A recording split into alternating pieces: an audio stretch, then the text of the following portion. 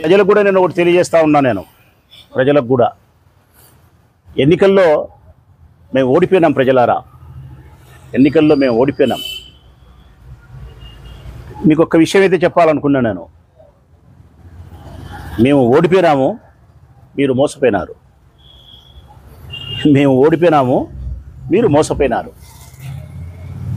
ఓడిపోయిన వారి కంటే మోసపోయిన వారే ఎక్కువ దురదృష్టవంతులు, దుఃఖిస్తారు. మీ పరిస్థితి అదే. 5 సంవత్సరాల పొడుగున, నేటి నుంచి 5 సంవత్సరాల పొడుగున మీరు మోసపోతూనే ఉంటారు, దుఃఖిస్తూనే ఉంటారు. ఆశించిన లబ్ధి మీకు అందక ఇబ్బందులు పడతానే ఉంటారు. మీ తరఫున మేము ప్రశ్నిస్తూనే ఉంటాం.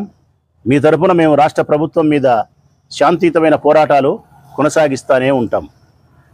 కనీసం మాకు ఓటు వేయలేకపోయినా పర్వాలే, మమ్మల్ని మీరు ఓడించినా పర్వాలే, మీ తరఫున మేము నిజాయితీగా పోరాటం చేసే క్రమంలో నైతిక బలాన్ని మాకు అందించే ప్రయత్నం చేయమని, మీ మద్దతును మాకు ఈ పోరాటాలలో 5 సంవత్సరాల పొడుగునా మేము చేయబోయే పోరాటాలలో మీ మద్దతును మాకు ఇమ్మని చెప్పి మనస్ఫూర్తిగా విజ్ఞప్తి చేస్తూ ఉన్నాం.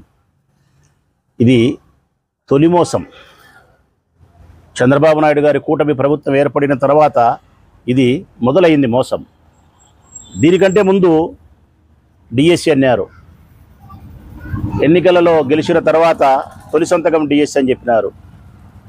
అంతకుముందు 6,000 ఉద్యోగాలకు జగన్మోహన్ రెడ్డి గారు అనుమతినిస్తే నియామకాలకు, చంద్రబాబు నాయుడు గారు వచ్చిన తర్వాత 10,000 ఉద్యోగాలకు సంతకం చేసినారు నియామకాలకు. మొత్తం కలిపితే 16,000 ఉద్యోగాలు. ఈ రాష్ట్రంలో ఉపాధ్యాయ ఉద్యోగ నియామకాలు 50,000 చేయాల్సింది. 50,000 ఉద్యోగాల నియామకం చేయాల్సి ఉంటే 10,000 ఉద్యోగాలకు మాత్రమే ఆయన అనుమతిస్తూ ముఖ్యమంత్రి హోదాలో సైన్ చేసినారు. అంటే మిగతా 35,000 ఉద్యోగాలు ఎప్పుడు నియామకాలు చేస్తారు? మాట ఇచ్చిన ప్రకారం 50,000 ఉద్యోగ నియామకాలకు ఉత్తర్వులు ఇవ్వకుండా 16,000 ఉద్యోగాలకే మీరు అనుమతులు ఇవ్వడం అన్నది ఇక్కడ కూడా మళ్ళీ నిరుద్యోగ యువతను మోసం చేసినట్టే. మిమ్మల్ని నమ్మి ఓటేసినటువంటి నిరుద్యోగ యువతను మీరు మోసం చేసినట్టే. ఈ ప్రొద్దుటూరు నియోజకవర్గంలో ఉండే నిరుద్యోగులందరూ ఎక్కువ శాతం 80% తెలుగుదేశం పార్టీ అభ్యర్థికి ఓటేసినారు. మీ అభ్యర్థి యొక్క విజయానికి కారణమైనారు, నా ఓటమికి కారణమైనారు.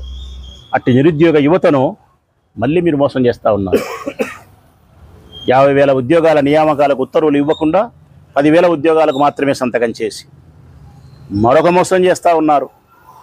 వాలంటీర్ వ్యవస్థను కొనసాగిస్తానని చెప్పి, వారికి 10,000 రూపాయల వేతనాన్ని ఇస్తానని చెప్పి ఈ రోజుకి నెల రోజులు కావస్తూ ఉంటే 1వ తారీఖున పెన్షన్ పంపిణీ కార్యక్రమం వాలంటీర్ వ్యవస్థ ద్వారానే జరగాల్సిన ప్రక్రియ ఉంటే వారి ప్రధానమైన ఉద్యోగం కూడా అదే. వాలంటీర్ల యొక్క ప్రధానమైనటువంటి విధి కూడా పెన్షన్ల పంపిణీ కార్యక్రమం.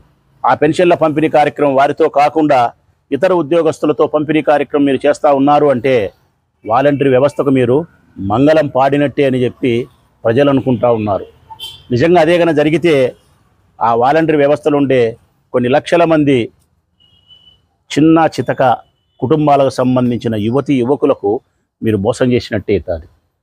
ఈ విధంగా డిఎస్సి ద్వారా నిరుద్యోగ యువతకు మోసం చేసి, వాలంటీర్ వ్యవస్థకు మంగళం పాడి దానికి మోసం చేసి, ఈరోజు అత్యంత ఇబ్బందికరమైన పరిస్థితులు ఉండే దివ్యాంగులకు ఇచ్చిన మాటకు నిలబడకుండా 9,000 రూపాయలు ఎగరగొట్టి మోసం చేస్తున్నారంటే ఇది చాలా తీవ్రమైనటువంటి అన్యాయం.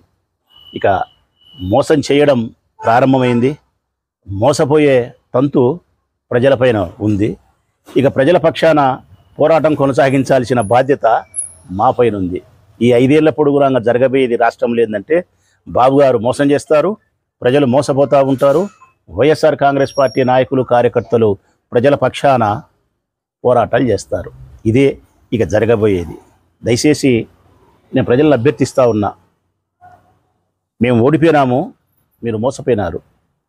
కనీసం మోసపోయిన మిమ్మలను గెలిపించడానికి మేము చేసే ప్రయత్నంలో, పోరాటాల్లో మాకు అండగా నిలబడమని చెప్పి ప్రజలకు విజ్ఞప్తి చేస్తూ సదా మీ సేవలోనే వైఎస్ఆర్ కాంగ్రెస్ పార్టీ జెండా.